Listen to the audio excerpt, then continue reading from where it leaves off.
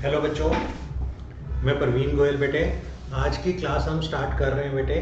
आज हम एक चैप्टर ले रहे हैं लीज अकाउंटिंग। ठीक है बेटे। लीज, देखिए बेटे, लीज पर एक अकाउंटिंग स्टैंडर्ड अप्लाई होता है जिसका नंबर है अकाउंटिंग स्टैंडर्ड 19। तो हमें जो अकाउंटिंग ट्रीटमेंट सीखनी है या लीज का चैप्टर सीखना है या कौन से अकाउंटिंग स्टैंडर्ड के अकॉर्डिंग सीखना है, अकाउंटिंग स्टैंडर्ड 19। अकाउंटिंग स्टैंडर्ड 19 में जो भी लिखा हुआ है वो हमें समझना है। बेसिकली इसमें क्या क्या चीज़ें सीखनी है समझो। सबसे पहले लीज का मीनिंग क्या है, मीनिंग समझने के बाद टाइप ऑफ लीज क्या क्या होती है, टाइप ऑफ लीज समझने के बाद what is the accounting treatment of lease, तो उस लीज की अकाउंटिंग ट्रीटमेंट क्या क्या है, ये सारी चीज़ें बेटे हम यहाँ पर सीखेंगे। ठीक है, देखो बेटे, स्टार्ट होता है हमारा accounting standard 19 lease, objective and scope. Objective and scope में इसका ऑब्जेक्टिव एंड स्कोप क्या है वो देखते हैं।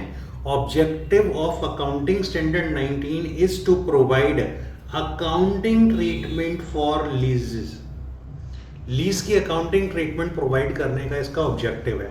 तो उससे पहले ये जो ऊपर लिखा है ये मीनिंग ऑफ लीज लिखा है, जिसको थोड़ी देर बाद हम डिस्कस करेंगे। ठीक है, तो अगर कोई पूछे अकाउंटिंग स्टैंडर्ड 19 का ऑब्जेक्टिव क्या है, तो ऑब्जेक्टिव है ये अकाउंटिंग ट्रीटमेंट ऑफ लीज हमें समझाएगा।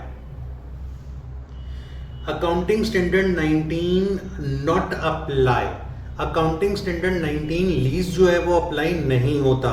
कहाँ कहाँ अप्लाई नहीं होता, तीन ऑप्शंस हैं, तीन एरिया है जहाँ अकाउंटिंग स्टैंडर्ड 19 क्या नहीं होगा, अप्लाई नहीं होगा। इसको आप बाद में रीड करिएगा, पहले हम लीज का मीनिंग देखते हैं। देखो जी, डेफिनेशन स्टार्ट होती है। हर अकाउंटिंग स्टैंडर्ड में यूज होने वाली टर्म्स एंड कंडीशंस को अकाउंटिंग स्टैंडर्ड के स्टार्टिंग में डिफाइन किया जाता है, डेफिनेशन दी जाती है, मीनिंग दिए जाते हैं। इन मीनिंग के डायरेक्ट क्वेश्चंस आ सकते हैं आपके एग्जाम में कि लीज का मीनिंग क्या है, टाइप ऑफ लीज क्या क्या है, और इन्हीं कॉन्सेप्ट के बेसिस पे न्यूमेरिकल क्वेश्चंस बनते हैं। ठीक है, देखो जी, सबसे पहले meaning of term lease. Lease का मीनिंग क्या होता है, इसने लिखा है अ लीज इज एन एग्रीमेंट। जब भी वर्ड लीज होगा तो आपके दिमाग में क्या होना चाहिए, ये एक एग्रीमेंट है। Lease is an agreement in between two parties. दो पार्टी के बीच में एग्रीमेंट है, where one person one party called lessor. एक पार्टी को क्या बोलते हैं, लेसर, जो ओनर ऑफ द एसेट होता है। किसी भी एसेट का ओनर एक पार्टी होगा जिसको हम लेसर बोलेंगे। Transfer the right to use an asset, वो ट्रांसफर करता है। ओनर क्या करेगा, ट्रांसफर करेगा। अज्यूमिंग मेरे पास एक प्लांट है, उस प्लांट का मैं ओनर हूं, मैं अपना प्लांट को यूज करने के लिए किसी और को देता हूं, तो वो एक एग्रीमेंट जो बनता है हमारे बीच में, वो क्या बनता है, लीज बनता है। अज्यूमिंग मेरी एक प्रॉपर्टी है, मेरा एक फ्लोर है, उस फ्लोर को मैं रेंट पर दे रहा हूं किसी बंदे को, तो I am the owner of that particular floor, I am called the lessor. और मैं वो पर्टिकुलर फ्लोर किसको दे रहा हूं, किसी और बंदे को दे रहा हूं यूज करने के लिए। क्लियर, तो वो दूसरा पर्सन क्या कहलाएगा, लेसी। तो यहां दो पार्टीज होती हैं, एक होता है लेसर जिसको ओनर ऑफ द गुड्स बोलते हैं, दूसरी पार्टी होती है लेसी जिसको टेनेंट ऑफ द गुड्स बोलते हैं, टेनेंट ऑफ द एसेट बोलेंगे। अब दोबारा से रीड करते हैं। Lease is an agreement in between two parties where one person called lessor, owner of the asset, transfer the right to use an asset for an agreed period of time called lease term to another person called lessee against payment। अब payment एक payment हो सकती है और series of payment, एक lump sum payment हो सकती है और इंस्टॉलमेंट में पेमेंट हो सकती है। इसको लीज एग्रीमेंट बोलते हैं। तो लीज क्या होता है, लीज एक एग्रीमेंट है इन between to person, one person is the owner of the goods called lessor, give its property or asset for use to another person called lessee against a payment अब payment मतलब lump sum payment मिल रही है और series of payment मिल सकती है, series of payment मिल सकती है। Clear? आगे इसने कहा अकाउंटिंग के लिए लीज को दो पार्ट में डिवाइड किया गया है, एक को हम बोलते हैं फाइनेंस लीज, दूसरे को हम बोलते हैं ऑपरेटिंग लीज। तो पहला क्वेश्चन बनता है एग्जाम में, what is the meaning of lease, what is the meaning of finance lease, what is the meaning of operating lease, difference in between operating lease and finance lease. इस तरीके के question exam में theory के बन सकते हैं। Clear? तो अब हम फाइनेंस लीज को समझते हैं। फाइनेंस लीज, तो देखो meaning of term finance lease. अब फाइनेंस लीज लीज जब भी बोले तो दिमाग में जाना चाहिए एग्रीमेंट। फाइनेंस लीज एक ऐसा एग्रीमेंट है that transfer substantially all risk and reward incident to the ownership of an asset. Finance lease एक ऐसा लीज है, एक ऐसा एग्रीमेंट है रिगार्डिंग अ पर्टिकुलर एसेट जो उस पर्टिकुलर एसेट से रिलेटेड सारे रिस्क एंड रिवार्ड किसको ट्रांसफर कर देता है? लेसी को ट्रांसफर कर देता है, उसको फाइनेंस लीज बोलते हैं। अगर एक एग्रीमेंट इस तरीके का बना हुआ है कि आप एसेट को यूज करिए और उस एसेट को उस दिन के बाद जितना भी रिस्क एंड रिवार्ड है, रिस्क एंड रिवार्ड का मतलब है अगर एसेट की वैल्यू बढ़ जाती है, इंक्रीज हो जाती है, तो उसका बेनिफिट लेसी को मिलेगा। अगर एसेट की वैल्यू डिक्रीज हो जाती है तो उसका रिस्क किसको है? लेसी को है। अगर इस तरीके का लीज का एक एग्रीमेंट है तो उसको हम क्या बोलते हैं? फाइनेंस लीज बोलते हैं। नेक्स्ट आता है बेटे meaning of the operating lease. Operating lease का मीनिंग क्या है? हम इसको अकाउंटिंग स्टैंडर्ड 19 डिफाइन करता है, कोई भी ऐसी लीज जो फाइनेंस लीज नहीं है वो ऑपरेटिंग लीज है। इसका मतलब एक ऐसा एग्रीमेंट जो risk and reward of asset transfer नहीं करता वो ऑपरेटिंग लीज है। रीड करते हैं, an operating lease is a lease other than finance lease. Under operating lease, all risk and reward incident to the ownership of an asset are not transferred।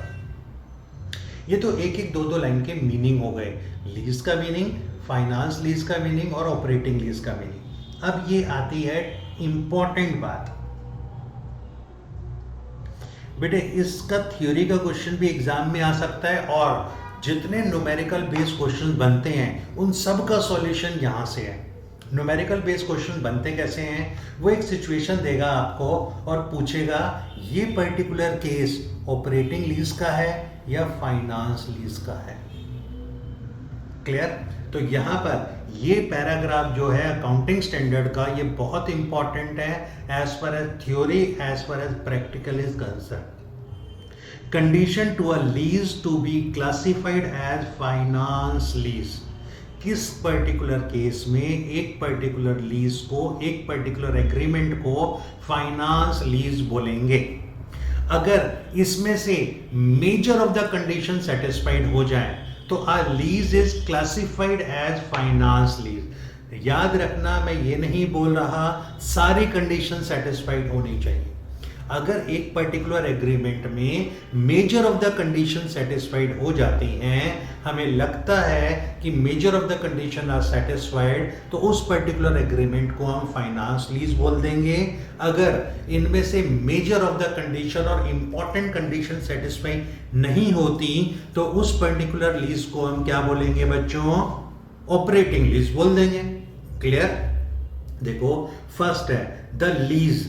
Lease का मतलब agreement है, मैंने bracket में agreement लिखा है। अब exam में चाहे एग्रीमेंट ना लिख के आना अगर वो कंडीशन पूछता है तो, ठीक है। Lease oblique agreement transfer ownership of asset to the lessee at the end of lease term. Lease period खत्म होने के बाद लीज एग्रीमेंट में लिखा है हम ओनरशिप ट्रांसफर कर देंगे। तो इसका मतलब throughout the lease agreement lessor जो है वो लीगल ओनर रहता है, लेसी जो है वो रियल ओनर रहता है। अगर फाइनेंस लीज है तो लेसी एसेट को यूज कर रहा है तो वो एज सच कौन सा ओनर कहलाएगा? Real owner. Real owner. Legal owner कौन है, लीगैलिटी में ओनर कौन है, लेसर। तो अगर एग्रीमेंट में लिखा है at the end of lease period हम ओनरशिप ट्रांसफर कर देंगे तो उस पर्टिकुलर लीज को हम क्या बोलेंगे, फाइनेंस लीज बोलेंगे। सेकंड कंडीशन देखिएगा, lessee has the option to purchase the asset at a price. Lessee के बाद ऑप्शन है, पहली बात लिखी है लेसर बोलता है कि हम ओनरशिप ट्रांसफर कर देंगे, दूसरी बात है लेसी के बाद ऑप्शन है कि हम ओनरशिप ट्रांसफर हो जाएगी eight a price. Assuming agreement में ऐसा लिखा है कि हम ओनरशिप ट्रांसफर कर देंगे, उसी एग्रीमेंट की क्लॉज में ऐसा है कि हम ओनरशिप ट्रांसफर करेंगे at far above the market price.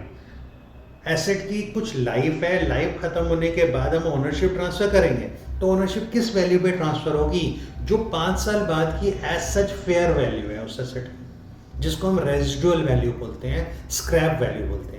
But agreement में लिखा है नहीं, हम स्क्रैप वैल्यू पे नहीं ट्रांसफर करेंगे, हम एक ऐसे प्राइस पे ट्रांसफर करेंगे जो एक्सेप्टेबल भी नहीं है।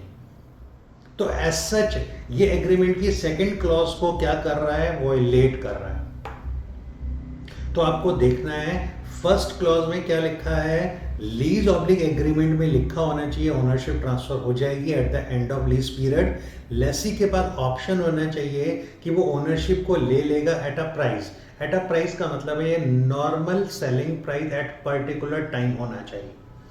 ऐसा नहीं है अनरीजनेबल प्राइस में हम बोलें कि आपको हम तो कह रहे हैं कि ट्रांसफर करेंगे बट प्राइस बड़ा अनरीजनेबल है, वो नहीं चलेगा।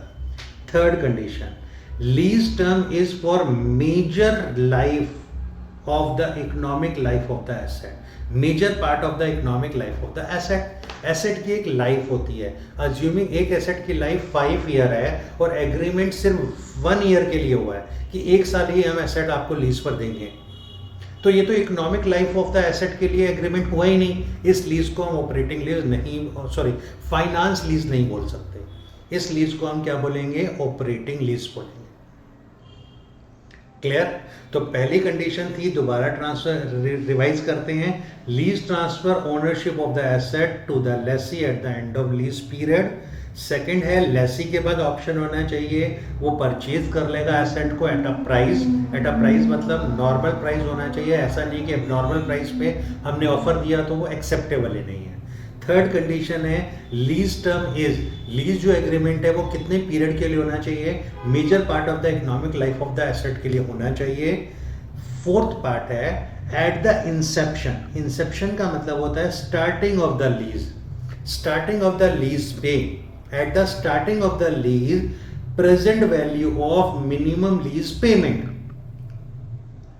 अभी इन दोनों का मीनिंग हमें नहीं पता, हमें ये नहीं पता मिनिमम लीज पेमेंट क्या होती है, हमें ये भी नहीं पता प्रेजेंट वैल्यू कैसे निकालते हैं। 2 मिनट बात सुनिए, जब भी एक एसेट का लीज का एग्रीमेंट होता है तो लेसी बोल रहा है कि हम पेमेंट करेंगे, तो जितनी भी पेमेंट लेसी लेसर को कर रहा है इस पर्टिकुलर एग्रीमेंट में, उनको टोटल बोलते हैं मिनिमम लीज पेमेंट।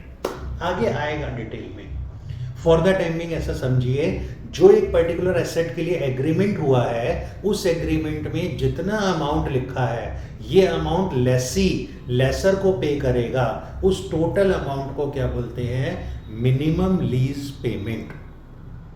उस मिनिमम लीज पेमेंट की आज की डेट में जो करंट वैल्यू होती है विदाउट एनी इंटरेस्ट, उसको प्रेजेंट वैल्यू बोलते हैं। तो ये हमें डिटेल में सीखना है, प्रेजेंट वैल्यू का मीनिंग क्या होता है, मिनिमम लीज पेमेंट का मीनिंग क्या होता है। अभी इस पर्टिकुलर टर्म के लिए ये समझ लीजिए, जितना भी पेमेंट लेसी लेसर को करेगा उस पर्टिकुलर एग्रीमेंट में वो मिनिमम लीज पेमेंट है। तो ये फोर्थ कंडीशन क्या बोलती है, at the starting of lease, eight the starting of agreement जितनी पेमेंट की जा रही है उसकी आज की करंट वैल्यू उस एसेट की market value oblique fair value के बराबर होनी चाहिए। अज्यूमिंग हम एसेट जिसकी बात कर रहे हैं आज की डेट में एसेट की वैल्यू अज्यूमिंग 3 लाख है और जो भी पेमेंट लेसी लेसर को करेगा उसकी प्रेजेंट वैल्यू निकाली जाए वो भी 3 लाख ही आ रही है, तो इसका मतलब ये कंडीशन सेटिस्फाइड है। इस पर्टिकुलर एग्रीमेंट को फाइनेंस लीज बोलेंगे। जबकि एसेट की market value by chance 3 lakh है आज की डेट में, और जो पेमेंट लेसी कर रहा है उनकी प्रेजेंट वैल्यू निकाली गई वो आ रही है सिर्फ 1 लाख, तो हम कहेंगे ये कंडीशन सेटिस्फाई नहीं हुई है। सर प्रेजेंट वैल्यू निकालते कैसे हैं, उस पर भी दिमाग मतलब वो आएगा, आज की क्लास में ही कंप्लीट होगा। तो जितनी भी पेमेंट की जा रही है उस पेमेंट की करंट वैल्यू जब निकाली जाए, अगर वो करंट वैल्यू, अगर वो प्रेजेंट वैल्यू एसेट की आज की डेट की मार्केट वैल्यू के बराबर आ रही है, तो at the inception of the lease present value of minimum lease payment will be equal to the fair value of the asset. अगर ऐसा हो जाता है तो उस लीज एग्रीमेंट को हम क्या बोलेंगे, फाइनेंस लीज बोलेंगे। क्या बोलेंगे बच्चों, फाइनेंस लीज। तो मैंने अभी तक बेटे 4 कंडीशन बोली हैं, 4 कंडीशन। फर्स्ट कंडीशन कहती है लीज ऑब्लिक एग्रीमेंट में लिखा होना चाहिए कि एसेट ट्रांसफर हो जाएगी। सेकंड कंडीशन कहती है लेसी के पास ऑप्शन होना चाहिए, वो एसेट को खरीद लेगा eight a price. Eight a price का मतलब normal selling price at that particular time होना चाहिए जब एग्रीमेंट खत्म हो रहा है। अब नॉर्मल प्राइस नहीं चलेगा, अब नॉर्मल प्राइस पे ऑफर दिया गया तो लेसी नहीं खरीदेगा, मतलब ऑप्शन आप देना ही नहीं चाह रहे हैं, वो लीज ऑपरेटिंग लीज है, फाइनेंस लीज नहीं है। थर्ड कंडीशन क्या है, लीज जो एग्रीमेंट होगा वो एसेट की major economic life of the asset के लिए होगा। एसेट की लाइफ 5 ईयर है और आपने लीज एग्रीमेंट 5 ईयर करा, 4 ईयर करा, इकोनॉमिक लाइफ मेजर कवर हो रही है, तो इस लीज को, इस एग्रीमेंट को फाइनेंस लीज का एग्रीमेंट बोलेंगे। 5 ईयर एसेट की लाइफ है, आपने एग्रीमेंट 1 ईयर के लिए करा है, इसका मतलब कंडीशन डिससेटिस्फाइड, मतलब कि फाइनेंस लीज नहीं है, ऑपरेटिंग लीज है। Fourth condition, starting of lease पे जितनी पेमेंट करी जा रही है, इस एग्रीमेंट में जितनी भी पेमेंट लिखी गई है उनकी प्रेजेंट वैल्यू, उनकी प्रेजेंट वैल्यू अगर एसेट की fair value oblique market value के बराबर है तो ये लीज फाइनेंस लीज है। लास्ट कंडीशन इसमें क्या है, leased asset is of specialized nature, can only be used by the lessee without major modification. अगर एक पर्टिकुलर एसेट पर्टिकुलर लेसी के लिए बनाई गई है, स्पेसिफिक रिक्वायरमेंट के अकॉर्डिंग हमने बनाई है और उसको लीज पर दी है, तो वो तो फाइनेंस लीज का ही एक एग्जांपल है, क्योंकि हमने ये एसेट सिर्फ उसी के लिए बनाई है। अपार्ट फ्रॉम दैट उसके अलावा और कहीं एसेट यूज नहीं होगी, तो ये फाइनेंस लीज का एग्जांपल है। तो मैं फिर बोलूंगा, ये नहीं है कि सारी कंडीशन सेटिस्फाई होगी तो एक लीज को फाइनेंस लीज बोलेंगे। Major of the condition satisfy होती है। मेजर ऑफ द कंडीशन बोले तो अगर दी जाने वाली पेमेंट आज की डेट में मार्केट वैल्यू के बराबर है तो उस लीज को फाइनेंस लीज बोलेंगे। अगर asset economic life of the asset जो है उसी के लिए लीज का पीरियड किया गया है, लीज एग्रीमेंट उसी के लिए किया गया है, तो वो फाइनेंस लीज का एक एग्जांपल है। क्लियर है, बात समझ आती है? तो ये 5 कंडीशन बहुत इंपॉर्टेंट है। थ्योरी का डायरेक्ट क्वेश्चन आ सकता है, 5 कंडीशन लिखनी पड़ सकती हैं, और ये प्रैक्टिकल में कैसे यूज होती हैं देखिए जरा। हमने कुछ एग्जांपल्स लिए हुए हैं, कुछ क्वेश्चंस लिए हुए हैं। क्वेश्चन नंबर 1 इस तरीके के बेटे एग्जाम में बहुत इंपॉर्टेंट हैं, इनको न्यूमेरिकल बेस्ड क्वेश्चन बोलते हैं। सिचुएशन बेस्ड क्वेश्चंस ये हैं, एग्जाम के लिए बहुत ज़्यादा इंपॉर्टेंट है, फोकस कीजिएगा। Examine the following and classify कि ये लीज फाइनेंस लीज है या ऑपरेटिंग लीज है। क्या है? Computer has a life of 4 year, 4 year life है, lease out for 4 year, 4 year के लिए लीज आउट किया गया है, after which it would be returned to the lessor. यहीं पर रुक जाओ। 4 साल कंप्यूटर की लाइफ है, 4 ईयर के लिए लीज आउट किया गया है और 4 ईयर बाद लिखा है ये लेसर के पास वापस चला जाएगा। तो अगर हम कंडीशन देखें, एक कंडीशन डिससेटिस्फाइड है कि ये लेसी के पास रहेगा, बट एक इंपॉर्टेंट कंडीशन है, एसेट की लाइफ 4 ईयर है, मेजर लाइफ के लिए एसेट लेसी यूज कर रहा है और 4 साल बाद लेसी के पास एसेट रहे ना रहे ये रेलेवेंट नहीं है, ये फाइनेंस लीज का मेन कंडीशन नहीं है। सर कंडीशन तो है, कंडीशन है बट मेन कंडीशन नहीं है बेटे। अगर एक एसेट 4 ईयर की लाइफ है और 4 ईयर के लिए लेसी उसे यूज कर रहा है, उसके बाद वो एसेट 4 साल बाद लेसी के बाद रहेगी तब भी वो खराब है, लेसी लेसर को वापस दे दे तब भी वो खराब है, कोई एसेट का यूज ही नहीं है हमारे लिए। तो इस लीज को फाइनेंस लीज बोलेंगे कंडीशन 1 पे, first situation. Second, responsibility for repair, maintenance, insurance, upgrade the leased asset has been assumed by lessor। Lessor ने बोला इस एसेट को अपग्रेड करने के लिए, रिपेयर करने के लिए, मेंटेन करने की सारी रिस्पॉन्सिबिलिटी हम लेते हैं। तो सारी रिस्पॉन्सिबिलिटी लेसर ले रहा है। तो अब इसमें बोला गया है हमें आइडेंटिफाई करके दीजिए ये फाइनेंस लीज है या ऑपरेटिंग लीज है। आंसर पढ़ते हैं। फाइनेंस लीज होना चाहिए। In both these cases, lease is considered to be a finance lease. Reason जरूर देना है एग्जाम में। In case 1, computer has a life of leased out for major part of the economic life, and in case 2, assumption of certain responsibility does not disqualify lease being a finance lease.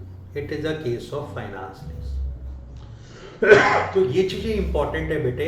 ऐसा हो सकता है एक particular condition satisfied हो रही है और एक कंडीशन सेटिस्फाई नहीं हो रही, जो इंपॉर्टेंट 5 कंडीशंस थी।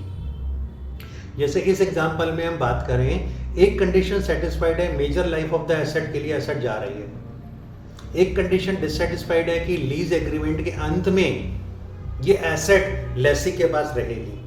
तो हम टोटलिटी में देखें तो एसेट की मेजर लाइफ के लिए यूज कौन कर रहा है, बेनिफिट कौन ले रहा है, लेसी। तो जितनी पेमेंट दी जा रही है हम बोलेंगे ये फाइनेंस लीज का ही एग्रीमेंट है। सेकंड कंडीशन देखो, सेकंड क्वेश्चन देखें, sorry. S and company is in a business of providing car to a corporate. Corporate को हम कार प्रोवाइड करते हैं on yearly contract basis. Yearly contract होता है, मतलब हर एग्रीमेंट, हर लीज का एग्रीमेंट 1 ईयर का होगा। Life of the car is 10 year. यहीं पर रुक जाओ। अगर 10 ईयर एसेट की लाइफ है, 1 ईयर के लिए एग्रीमेंट कर रहे हो, तो क्या ये इकोनॉमिक लाइफ मेजर के लिए एग्रीमेंट है? नो। क्या ये फाइनेंस लीज है? नो। आगे बढ़ते हैं। Lease rental for the lease of 1 year is 1,50,000। 1,50,000 का लीज रेंट है। After 1 year, lease agreement may be renewed. Certain नहीं है renew होगा, may be renew. In case the specific car create problem, अगर specific car during the agreement कोई problem create करती है, it is to be replaced by Ace and company. Ace and company इसको क्या कर देगी बेटे? Replace कर देगी by another similar car. Examine the type of lease. Type of lease में 2 ही लीज पता है, या तो ऑपरेटिंग होगा या फाइनेंस होगा। तो मुझे लगता है ये ऑपरेटिंग लीज होना चाहिए। रीजन इसका हम क्या दे सकते हैं? Major life of the asset के लिए एसेट लीज आउट नहीं है, और दूसरी चीज कंफर्म नहीं है कि ये एग्रीमेंट रिन्यू होगा। Clear?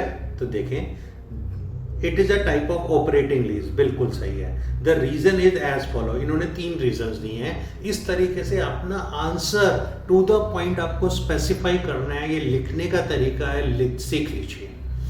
Asset is lease out for 1 year where as economic life of asset is 10 year. The lease agreement may be renewed after 1 year but there is no certainty. Lease does not transfer the risk of the ownership. Risk of the ownership lessee को transfer नहीं हो रहा। ये risk वाली बात कहां से पता लग रही है? जब लीज एग्रीमेंट में लिखा है अगर कोई कार प्रॉब्लम क्रिएट करती है तो उसको कौन रिप्लेस करेगा? लेसर रिप्लेस करेगा। तो इसका मतलब सारे का सारा रिस्क एग्रीमेंट में किसके पास है? लेसर के पास है। क्लियर? तो इसीलिए 3 रीजंस इन्होंने दिए हैं। तो इस तरीके क्वेश्चन बहुत इंपॉर्टेंट है एग्जाम के लिए। नेक्स्ट देखिए, यहां पर बेटे केस दिया हुआ है, मैंने लिखा हुआ है टेस्ट योर अंडरस्टैंडिंग। इसमें ये सारे के सारे अंडरस्टैंडिंग के ये क्वेश्चंस हैं, 1 2 3 4 क्वेश्चन दिए हैं। इनमें सिचुएशन पढ़कर आपको बताना है ऑपरेटिंग लीज है, फाइनेंस लीज है। एग्जाम में जब क्वेश्चन आएगा तो विद रीजन आंसर लिखना है, और रीजन कौन से हैं, जो 5 कंडीशन है उन्हीं में से कोई कंडीशन निकालनी है और ढूंढना है। जैसे economic life 6 year, lease term 3 year, but asset is of specific nature has to be procured only for the lessee। तो एग्रीमेंट जो हुआ है मेजर इकोनॉमिक लाइफ के लिए नहीं हुआ, बट उसमें एक कंडीशन थी, अगर स्पेसिफिकली लेसी के लिए एसेट बनाई गई है तो फाइनेंस लीज का एग्जांपल है। तो देखो आंसर यहाँ फाइनेंस लीज ही दिया हुआ है, एक बार रीड कर लीजिएगा। Second, economic life is 8 year, lease term is 6 year, asset is not acquired eight the end of lease term. Asset acquired नहीं होगी, बट मेजर इकोनॉमिक लाइफ के लिए एसेट है। Yes sir, major economic life किसको बोलेंगे? देखो 8 year में से 6 year, it is more than 60 to 70%। तो इसका मतलब major economic life of the asset के लिए एसेट दी गई है, तो फाइनेंस लीज का एग्जांपल है, फाइनेंस लीज का एग्जांपल है। Next, ownership of an asset gets vested to the lessee at the end of lease period। Lease में लिखा हुआ है ओनरशिप ट्रांसफर हो जाएगी, और हमें नहीं पता एग्रीमेंट में क्या लिखा है क्या नहीं लिखा। एक इंपॉर्टेंट कंडीशन थी किसकी? लीज एग्रीमेंट की, फाइनेंस लीज की, तो ये भी फाइनेंस लीज है। Lessee has an option to purchase asset at lower than fair value at the end of lease period। यह प्राइस भी बताया हुआ है और बोला हुआ है जो उस टाइम की फेयर वैल्यू होगी, रेजिडुअल वैल्यू होगी, उससे कम में आप एसेट को खरीद लेना। फाइनेंस लीज है। क्लियर? एक मिनट।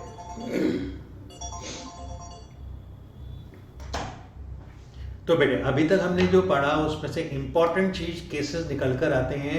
न्यूमेरिकल का क्वेश्चन एक तैयार हो जाता है, फॉलोइंग केसेस में बताइए ये लीज एक फाइनेंस लीज है या ऑपरेटिंग लीज है।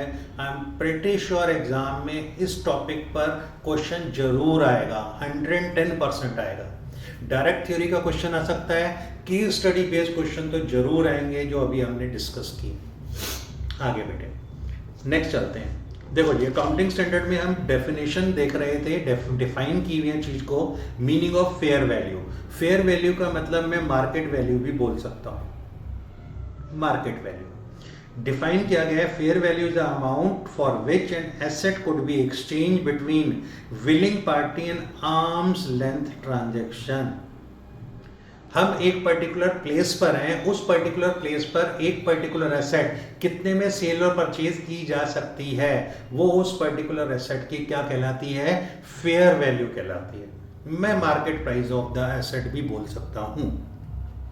Meaning of term economic life, asset की इकोनॉमिक लाइफ क्या होती है? Economic life is either the period over which asset is expected to be economically usable और number of unit expected to be produced from the asset. उस particular asset से हम कितना use कर सकते हैं, कितने टाइम के लिए उस एसेट को यूज कर सकते हैं, वो इकोनॉमिक लाइफ है एसेट की।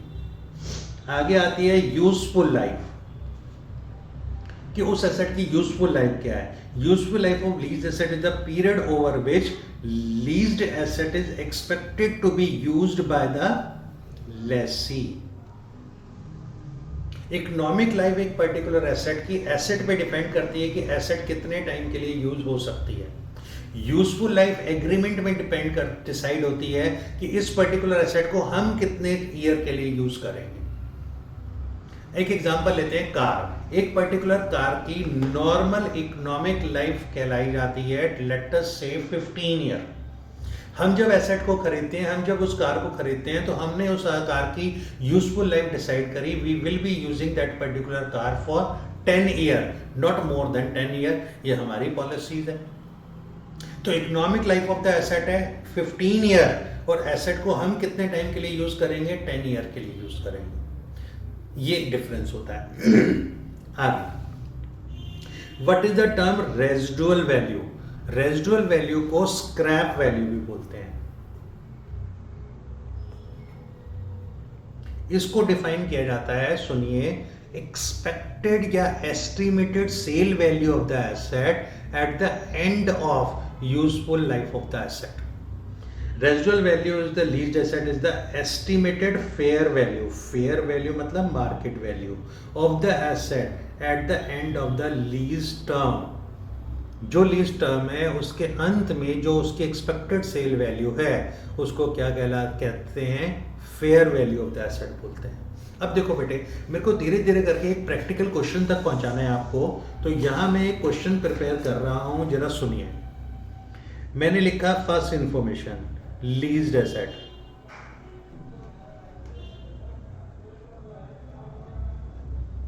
Plant.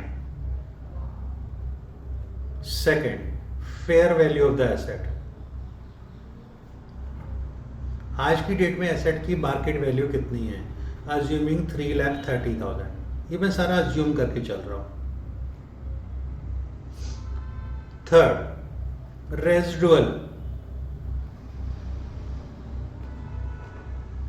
Residual value of the asset. इससे पहले मुझे लाइफ ऑफ द एसेट भी लिखना था. Life of the asset assuming 4 year के लिए एसेट का लाइफ है. ये हमारा लीज का एग्रीमेंट हुआ है एसेट से रिलेटेड 4 ईयर के लिए. तो 4 ईयर के एंड पे जो भी उसकी एक्सपेक्टेड सेल वैल्यू है उसको क्या बोलेंगे? Residual value of the asset बोलेंगे. अज्यूमिंग एसेट की रेजिडुअल वैल्यू है 50,000. ये मैंने एक एग्जांपल डेवलप किया कि हम जिस एसेट की बात कर रहे हैं, जिस एसेट से रिलेटेड लीज की बात कर रहे हैं वो प्लांट है. एसेट की फेयर वैल्यू आज की डेट में मार्केट वैल्यू कितनी है? 3,30,000. एसेट की लाइफ कितनी है? 4 ईयर. 4 ईयर के लिए हम एग्रीमेंट कर रहे हैं इस एसेट का लीज पर लेने या लीज पर देने का. लेने का बात करें तो लेसी की तरफ से, देने की बात करें कि लीज पर एसेट दे रहे हैं तो लेसर की तरफ से. क्लियर? चलो 4 ईयर बाद इसकी एक्सपेक्टेड सेल वैल्यू कितनी है? 50,000, जो रेजिडुअल वैल्यू कहलाई है. तो रेजिडुअल वैल्यू भी क्लियर है. रेजिडुअल वैल्यू इसको आरवी से डिनोट करते हैं, रेजिडुअल वैल्यू. अब देखो, रेजिडुअल वैल्यू को 2 पार्ट में डिवाइड करते हैं. एक होती है गारंटीड रेजिडुअल वैल्यू, एक होती है unguaranteed residual value. Residual value को 2 पार्ट में डिवाइड करते हैं. One is guaranteed residual value, another is unguaranteed residual value. अब सुनो, गारंटीड रेजिडुअल वैल्यू का मतलब क्या होता है? देखो बेटे, मेरे एग्जांपल में रेजिडुअल वैल्यू कितनी थी? 50,000. ये एसेट लेसर ने किसको दे दिया? लेसी को. एक एग्रीमेंट बन गया जिसको लीज का एग्रीमेंट बोलेंगे. लेसर ने एसेट किसको दिया? लेसी को. आप एसेट को यूज कीजिए. कितने ईयर के लिए यूज कीजिए? 4 ईयर के लिए. मतलब एसेट की इकोनॉमिक लाइफ 4 ईयर है और लीज आउट भी हमने 4 ईयर के लिए करा है. एसेट की रेजिडुअल वैल्यू कितनी है? 50,000. इसका मतलब हम एक्सपेक्ट कर रहे हैं, एस्टिमेट कर रहे हैं 4 ईयर बाद ये एसेट कितने रुपीज में सेल हो जाएगा? एक्सपेक्टेड है 50,000 में.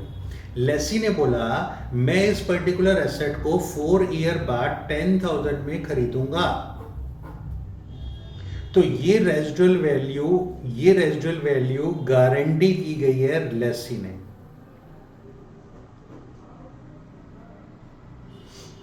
इसको गारंटीड रेजिडुअल वैल्यू बोलते हैं. गारंटीड रेजिडुअल वैल्यू, ये रेजिडुअल वैल्यू का वो पार्ट है जो लेसी ने बोला कि मैं इतने ईयर बाद इस एसेट को इतने रुपीस में खरीद लूंगा. मैक्सिमम लेसी कितने में खरीद सकता था? जितना लेसर डिमांड कर रहा है. लेसर कितने डिमांड कर रहा है? जो एक्सपेक्ट कर रहा है कि ये इतने में सेल हो जाएगा. ये तो एस्टिमेशन है ना कि 50,000 में एसेट सेल हो जाएगी. तो लेसर ने बोला आप मुझे बताइए 4 ईयर बाद आप एसेट को कितने में खरीदोगे? लेसी ने बोला मैं इस एसेट को 10,000 रुपीज में खरीदूंगा. तो रेजिडुअल वैल्यू का ये 10,000 क्या कहलाएगा? Guaranteed residual value. और अनगारंटीड रेजिडुअल वैल्यू बैलेंस हो गया 40,000. अब लेसर को इस रेजिडुअल वैल्यू की गारंटी कौन कौन दे सकता है? टोटल मिलाकर 3 पार्टी दे सकते हैं. लेसी गारंटी करेगा, कि मैं इतने रुपए में एसेट खरीदूंगा। हो सकता है लेसी के बिहाफ पर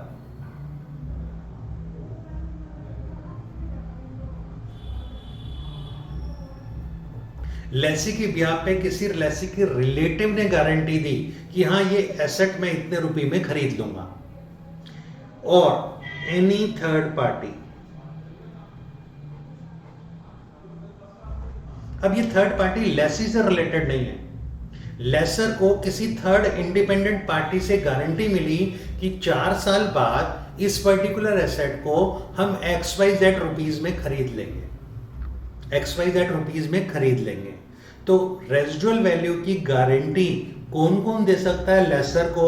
3 बंदे, lessee itself, any party on behalf of lessee, जो लेसी का रिलेटिव है, लेसी के बिहाफ पे गारंटी दे रहा है, और एनी थर्ड पार्टी, कोई थर्ड पार्टी भी गारंटी दे सकता है। गारंटी देने का मतलब है वो लेसर को बोल रहा है 4 ईयर बाद after the end of the lease term इतने रुपीस में हम एसेट को परचेज करने के लिए रेडी हैं। सर 50,000 अगर उसकी रेजिडुअल वैल्यू है तो 50,000 में ही वो रेडी क्यों नहीं है? बेटे कोई कंपल्सन नहीं होती, हम उसको बाउंड नहीं कर सकते इतने रुपए में ही खरीदो। लेसी का मन करता है वो 50,000 में एग्रीमेंट कर सकता है, लेसी का मन करता है तो 50,000 से कम में एग्रीमेंट कर सकता है। अब देखिए, अज्यूमिंग लेसी ने बोला मैं 10,000 में खरीदूंगा, लेसी के बिहाफ में किसी थर्ड पार्टी ने बोला मैं 8,000 में खरीदूंगा, तो लेसर कौन सी फिगर एक्सेप्ट करेगा, 10 या 8? ऑफ कोर्स जो इनमें से ज्यादा है। तो गारंटीड रेजिडुअल वैल्यू इन दोनों में से जो हायर होती है वो ली जाती है। अगर लेसी के बिहाफ पे किसी रिलेटिव ने बोला मैं 18,000 में परचेज करने को रेडी हूं, तो इन दोनों में से जो हायर है वो गारंटीड रेजिडुअल वैल्यू कहलाएगी। तो क्या कहलाएगी? Guaranteed residual value. यहां पर अगर थर्ड पार्टी ने बोला मैं 30,000 में ये एसेट खरीदने को तैयार हूं, तो लेसी ने गारंटी दी थी 10,000 की, लेसी के रिलेटिव ने बोला मैं 18 में खरीदने को तैयार हूं, और किसी थर्ड पार्टी ने क्या बोला, हम 30,000 में परचेज करने को तैयार हैं after the end of the lease period. तो लेसर इन तीनों में से जो हायर फिगर है उसको एक्सेप्ट करेगा। लेसर के लिए गारंटीड रेजिडुअल वैल्यू क्या होगी? इन तीनों में से जो हायर होगी। तो I repeat once again, residual value का मतलब होता है estimated sale value of the asset at the end of the lease period. Assuming हमारे एग्जांपल में हमने 50,000 अज्यूम करा उस एसेट की रेजिडुअल वैल्यू है। अब इसमें से कितने रुपए की गारंटी लेसर को मिली है? लेसर को लेसी ने गारंटी दी 10,000 की, लेसी के बिहाफ पे किसी पार्टी ने गारंटी दी 18,000 की, हम 18,000 में एसेट को खरीदेंगे, और किसी थर्ड इंडिपेंडेंट पार्टी ने गारंटी दी 30,000 रुपीज की कि हम ये एसेट कितने में परचेज करेंगे? 30,000 में। तो लेसर कौन सी फिगर पिक करेगा? जो इन तीनों में से ज्यादा है। अगर लेसी के पॉइंट ऑफ व्यू से निकालना है गारंटीड रेजिडुअल वैल्यू, लेसी के पॉइंट ऑफ व्यू से, लेसी इस थर्ड पार्टी को नहीं जानता, लेसी इन दोनों में से जो हायर फिगर है वो लेगा। तो गारंटीड रेजिडुअल वैल्यू लेसी के पॉइंट ऑफ व्यू से होती है, लेसर के पॉइंट ऑफ व्यू से होती है। दोनों फिगर सेम हो कहना गलत है। जब लेसी के पॉइंट ऑफ व्यू से लेना है तो लेसी या लेसी के बिहाफ पर किसी ने फिगर दी है, उन दोनों में से हायर लिया जाएगा। अगर लेसर के बिहाफ पर लेना है, लेसर के बिहाफ पर, तो 3 बंदों की फिगर लो, लेसी वाली, लेसी के बिहाफ पे किसी ने दिया, या कोई थर्ड पार्टी ने उसको बोला कि मैं इतने में एसेट खरीद दूंगा। तीनों में से जो हायर है वो, इसको चूज करते हैं, देखते हैं, पढ़ते हैं। देखो बेटे, मैंने कहा गारंटीड रेजिडुअल वैल्यू, दिमाग में रखना 50,000 की फिगर को। हमारे एग्जांपल में हमने बोला एसेट की expected sale value at the end of कितने ईयर बेटे? 4 ईयर, 50,000 है। नहीं सॉरी, ये गारंटीड नहीं, ये रेजिडुअल वैल्यू है। ये यहाँ 50,000 रेजिडुअल वैल्यू है। ठीक है, 50,000। अब गारंटीड रेजिडुअल वैल्यू की डेफिनेशन पढ़ो आराम से। Guaranteed residual value in case of lessee is that part of residual value which is guaranteed by lessee or by party on behalf of lessee, higher of these two. Lessee ने बोला 10,000 में खरीदेंगे, लेसी के behalf पे किसी third party ने बोला 8,000 में खरीदेंगे, तो लेसी के बिहाफ, लेसी के लिए गारंटीड रेजिडुअल वैल्यू कितनी हो गई? 10,000। इन दोनों में से जो हायर फिगर है, अब देखिए guaranteed residual value in case of lessor, lessor के लिए गारंटीड रेजिडुअल वैल्यू कौन सी कहलाएगी? Is that part of residual value, residual value का वो पार्ट जो गारंटी बाय लेसी और on behalf of lessee or an independent third party to lesser, higher of 3। Lesi ने कितना बोला था? 10,000। लेसी के बिहाफ पर कितना बोला था? 8,000। मैं एज्यूम कर रहा हूं on behalf of third party ने बोला 35,000। तो इन तीनों में से जो ज्यादा है वो फिगर ली जाएगी 35,000। मैं साथ साथ बेटे क्वेश्चन भी डेवलप कर रहा हूं इन चीजों को सॉल्व करने के लिए। देखो, अब देखो शुरू से, मेरी लीज एसेट का नाम क्या है? प्लांट। एसेट की आज की डेट में फेयर वैल्यू कितनी है? 3,30,000।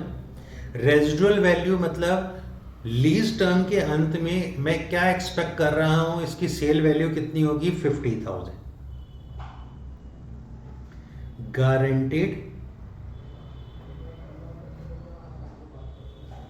रेजिडुअल वैल्यू बाय लेसी,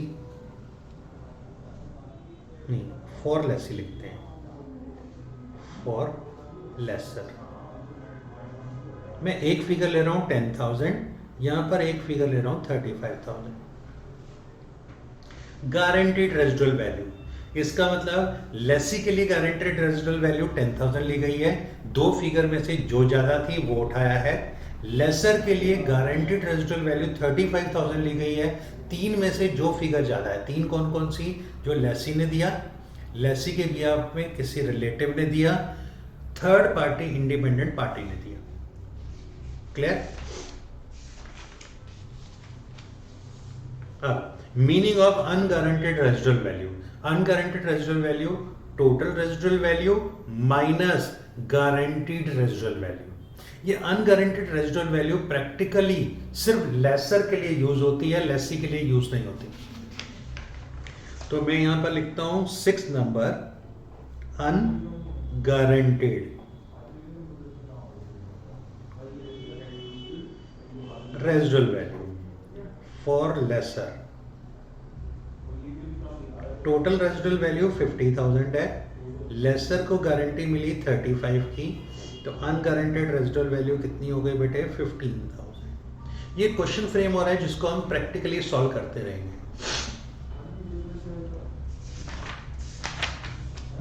ये अनगारंटेड रेजिडुअल वैल्यू भी कंप्लीट बच्चों?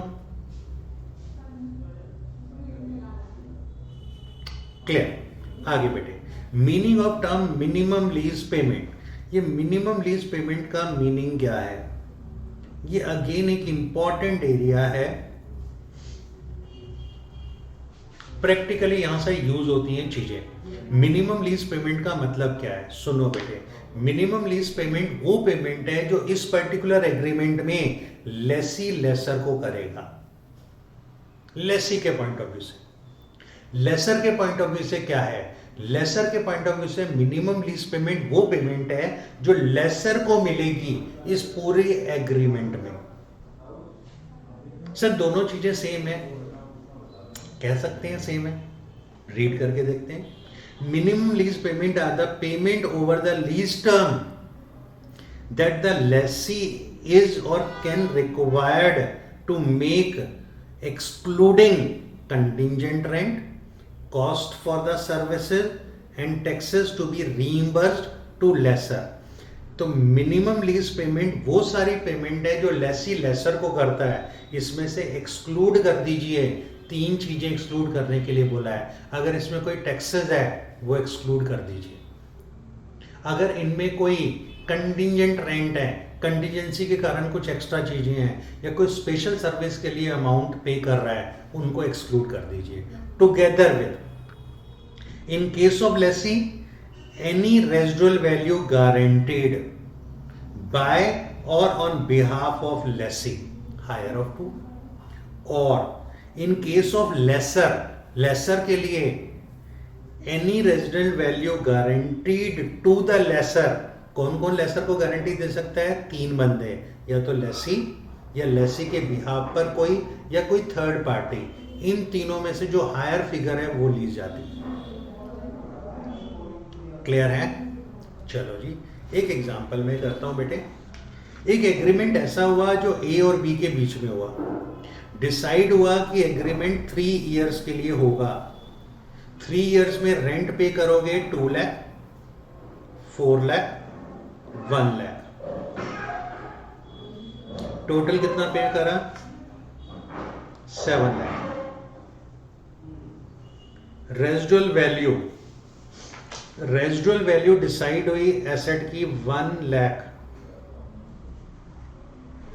Guaranteed residual value Lesi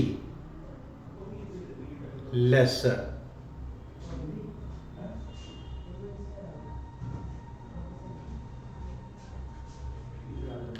residual value का गारंटी की गई लेसी ने 30,000, लेसर को जो गारंटी मिली वो भी 30,000 ही थी।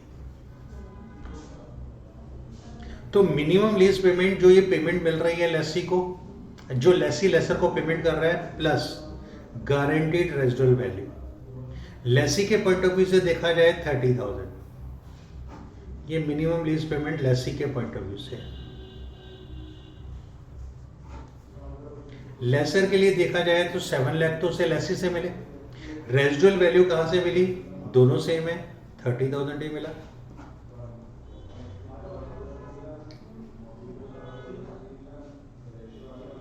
लेसर को गारंटी अगर मिलती, लेट अस अज्यूम 40,000 की, तो ये 40,000 की गारंटी लेसी से मिली क्या? नहीं, लेसी ने तो मैक्सिमम कितनी गारंटी दी थी? 30। ये किसी थर्ड पार्टी से मिली होगी। तो यहां पर हम 40,000 ऐड करेंगे।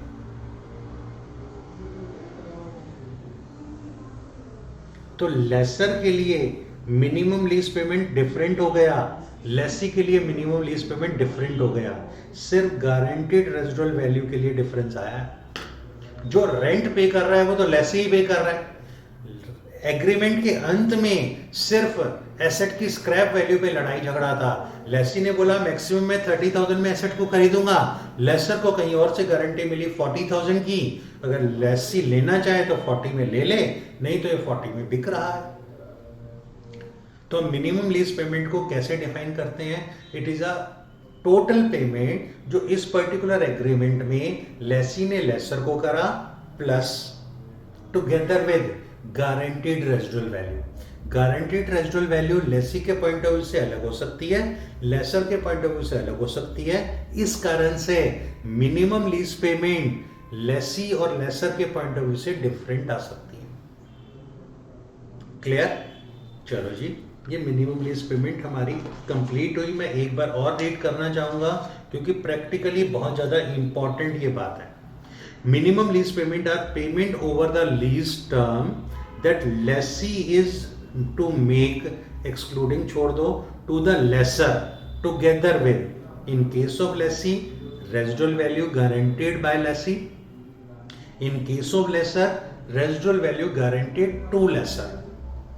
हायर ऑफ 2, हायर ऑफ 3 पहले मैं डिस्कस कर चुका हूं। क्लियर?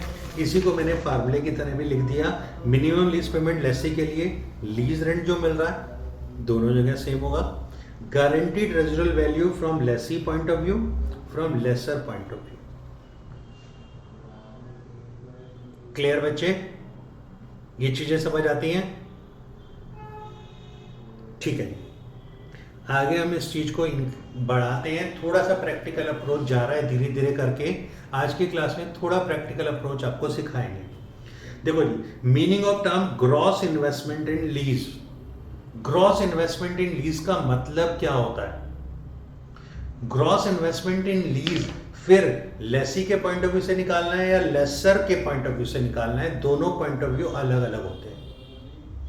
कहां डिफरेंस आता है? लीज रेंट तो सेम होगा, सिर्फ रेजिडुअल वैल्यू में डिफरेंस आएगा, जो गारंटीड रेजिडुअल वैल्यू है। Gross investment in lease the aggregate amount of minimum lease payment under a finance lease from stand point of view of lessor. Normally lessor के point of view से इन्होंने define किया है यहां पर, plus any unguaranteed residual value accrue to lessor. Unguaranteed residual value जो है वो ऐड कर दो मिनिमम लीज पेमेंट में, तो उसको ग्रॉस इन्वेस्टमेंट इन लीज कहते हैं। तो ग्रॉस इन्वेस्टमेंट इन लीज का मतलब minimum lease payment stand point of view of lessor plus unguaranteed residual value. Unguaranteed residual value सिर्फ और सिर्फ रेलेवेंट किसके लिए होगी? लेसर के लिए, क्योंकि लेसी को इससे मतलब नहीं। तो ग्रॉस इन्वेस्टमेंट इन लीज और net investment in lease, sorry, gross investment in lease lessor के पॉइंट ऑफ व्यू से निकाली जाती है, लेसर के पॉइंट ऑफ व्यू से, क्योंकि अगर आप लेसी के पॉइंट ऑफ व्यू से निकालोगे तो वो और कुछ नहीं, मिनिमम लीज पेमेंट ही है, क्योंकि लेसी के पॉइंट ऑफ व्यू से अनगारंटीड रेजिडुअल वैल्यू है ही नहीं कुछ। क्लियर?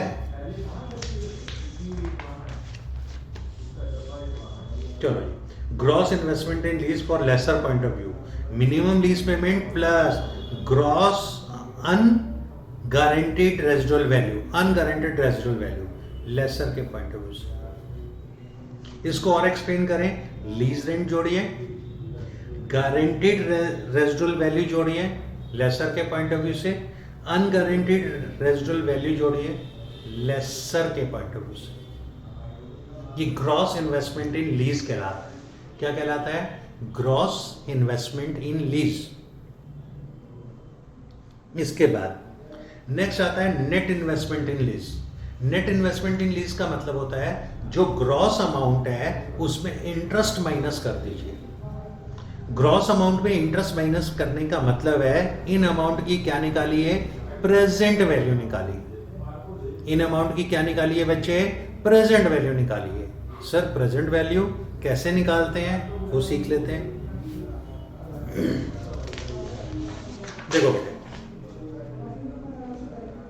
सीखते हैं how to calculate present value. Assuming आपका लीज पीरियड है 3 इयर्स का, आप एंड ऑफ ईच ईयर पे कर रहे हैं 1 लाख 1 लाख 1 लाख। इन अमाउंट को बोलते हैं ग्रॉस अमाउंट, जो eight the end of each year आप पे करते हो। इन अमाउंट को अगर नेट अमाउंट में कन्वर्ट करना है तो आपको इन अमाउंट में से इंटरेस्ट माइनस करना पड़ेगा। इंटरेस्ट के लिए एक रेट चाहिए, present value factor. Assuming rate of interest 10% है। जब भी आपको नेट कैलकुलेट करना है तो रेट ऑफ इंटरेस्ट गिवन होगा। आप यहां पर प्रेजेंट वैल्यू फैक्टर लिखेंगे ईयर 1 का, यहां पर प्रेजेंट वैल्यू फैक्टर लिखेंगे ईयर 2 का, यहां पर प्रेजेंट वैल्यू फैक्टर लिखेंगे ईयर 3 का। इनको मल्टीप्लाई करके जो अमाउंट आता है वो नेट अमाउंट आएगा और ये नेट अमाउंट आ जाएगा। ये 3 लाख ग्रॉस है। इस ग्रॉस में से अगर मैं इंटरेस्ट माइनस कर रहा हूं, क्या माइनस कर रहा हूं? इंटरेस्ट। सर 10% तो 1 लाख का 10% माइनस कर दो, नहीं, 1 लाख का 10% माइनस नहीं करना, आपको इसमें से प्रेजेंट वैल्यू निकालनी है। प्रेजेंट वैल्यू फैक्टर आपके एग्जाम में हमेशा गिवन होगा, क्योंकि ये टेक्निकल वर्ड है प्रेजेंट वैल्यू कैलकुलेशन। ये हम बच्चों को 3rd ईयर फाइनेंशियल मैनेजमेंट में सिखाते हैं। ये चैप्टर आपके यहाँ डाला गया है तो कुछ सोच समझ के डाला गया होगा। यहाँ पर भी आपको प्रेजेंट वैल्यू फैक्टर सीखना है। ये गिवन होता है एग्जाम में। वैसे इसको कैलकुलेट करने का फार्मूला है 1/1 + i to the power n। Calculator से कैसे निकालते हैं? हम 1 डिवाइडेड बाय 1.10 करें इंटू फर्स्ट ईयर का फैक्टर आ गया 10% पे 0.909 इक्वल्स टू 0.826 सेकेंड ईयर का फैक्टर आ गया इज इक्वल टू 0.751। ये गिवन होते हैं प्रेजेंट वैल्यू फैक्टर। आपको कुछ नहीं करना। ईयर 1 का इंटरेस्ट लेस फैक्टर है 0.909। 1 ईयर एंड पे 1 रुपी मिले या 0 पॉइंट ऑफ टाइम पे 0.909 मिले, बात बराबर है। सेकेंड ईयर एंड पे 1 रुपी मिले या 0 पॉइंट ऑफ टाइम पे 0.826 मिले, बात बराबर है। इंटरेस्ट रेट 10% है। तो अब इन दोनों को मल्टीप्लाई करिए, प्रेजेंट वैल्यू फैक्टर मिल जाएगा, प्रेजेंट वैल्यू मिल जाएगी आपको। ये प्रेजेंट वैल्यू फैक्टर गिवन होगा, ज्यादा दिक्कत मत समझिए कि कैलकुलेट करना होगा हमें एग्जाम में। सिर्फ आप ये लिखिए अमाउंट को मल्टीप्लाई करना है प्रेजेंट वैल्यू फैक्टर से, क्या आ जाती है? प्रेजेंट वैल्यू आ जाती है। मैं इन सबको ऐड कर रहा हूं।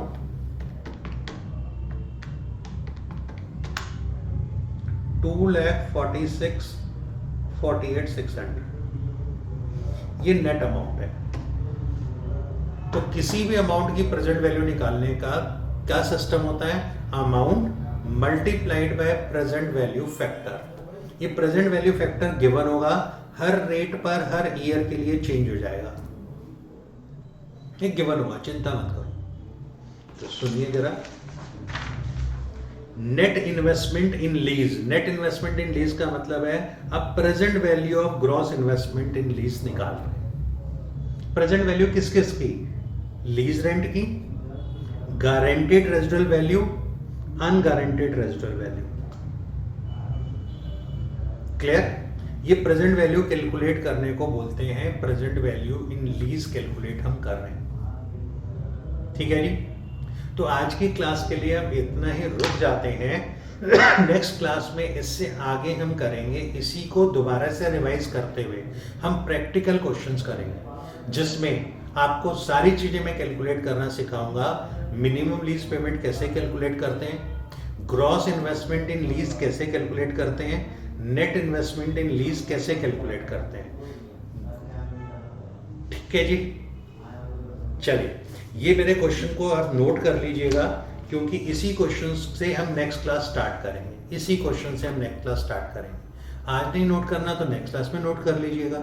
इसमें मैं सारी चीज़ें आ गई हैं। एक रेट ऑफ इंटरेस्ट और लिख देता हूँ। Rate of interest 10%।